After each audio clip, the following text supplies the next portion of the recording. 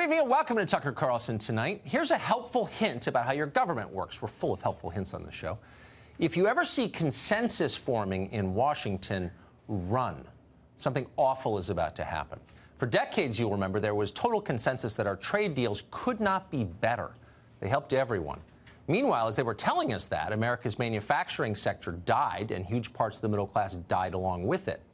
Then there was bipartisan consensus on the Iraq War and the stockpiles of weapons of mass destruction we'd supposedly find there, but didn't.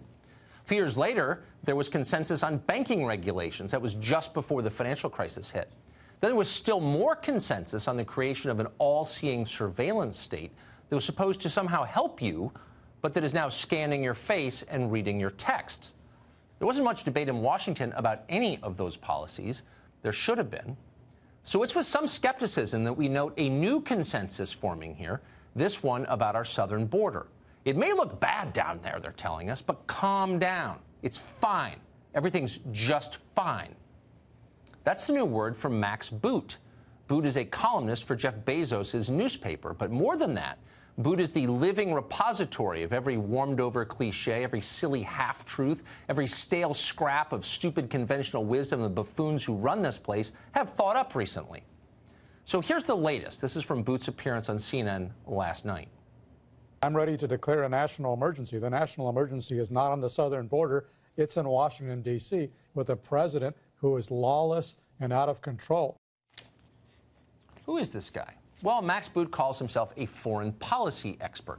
That's a title that doesn't actually mean anything, but in practice, it allows Boot to agitate for more counterproductive foreign wars.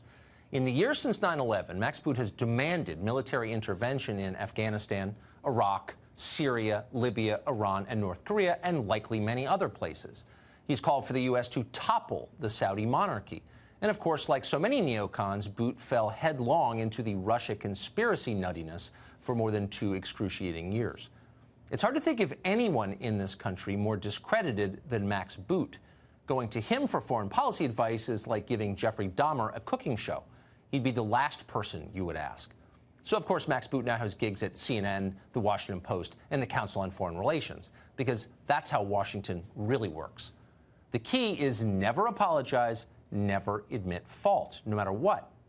Watch Max Boot explain that the idea of toppling the Libyan government, which was deranged, was in fact brilliant. We just didn't do it right. We did a great job of overthrowing Gaddafi, but did nothing to secure the country afterwards. And there was, I might add, a similar lack of planning for our pullout in the case of Iraq, where there was very little sense of what would happen after U.S. troops left in 2010. We can't think about these as being kind of quick in and out engagements. We send some troops, kill some people, and then come back home to a victory parade. Sadly, it doesn't work that way. Boot didn't explain how exactly it does work. He didn't need to explain. Everyone knows his assumption. It's the same as permanent Washington's core assumption. Military occupation is always the right answer, no matter what the question is. Sending somebody else's kids to a foreign country is always and everywhere the right thing to do. When Donald Trump pledged to pull Americans out of Syria, Max Boot went crazy, just on principle, because no troops can ever leave, ever.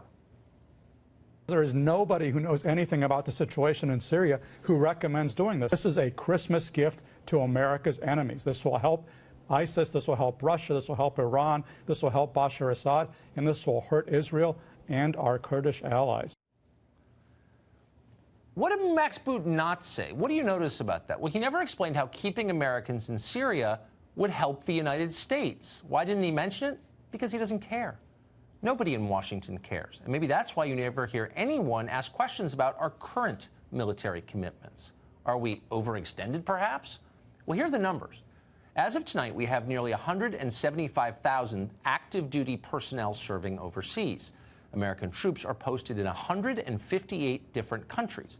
For perspective, there are only 195 countries total on the entire planet. We're almost everywhere. This map might give you a sense of the scale of it.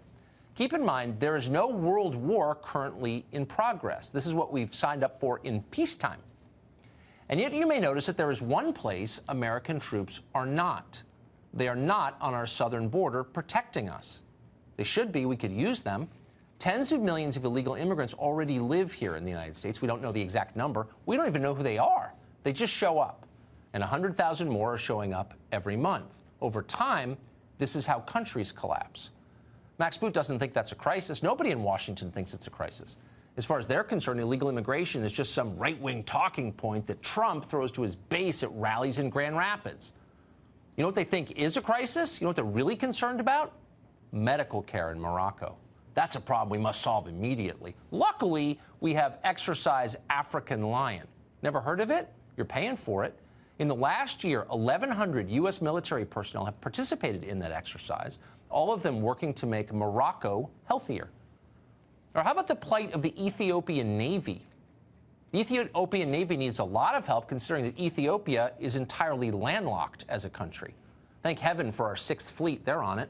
The Navy just sent out a press release last week bragging about new talks with the Ethiopian government to, quote, discuss the exciting task of building the Ethiopian Navy. Feel safer? The people of Mozambique feel safer. U.S. military aircraft have flown 60 missions. They transported more than 6,300 metric tons of relief supplies in there in the wake of a cyclone. That was nice. In Honduras, where we currently have 400 American troops stationed, our 612th Air Base Squadron recently helped extinguish a wildfire in a small city called Comayagua. In Malaysia, meanwhile, a U.S. Navy amphibious construction battalion is rebuilding water tanks at an elementary school. And we could go on and on. Now, these are all good works, virtuous things, done at taxpayer expense by the most altruistic country in the history of the world. That's us, the United States. But what about us? What about our country? We're being invaded. No offense to the Ethiopian Navy, but we could use American troops a lot closer to Tijuana than the Horn of Africa. Max Boot and his friends scoff at this. Troops on our own border, protecting our own people? That's disgusting, immoral. It's fascism. Only in Washington do people believe that.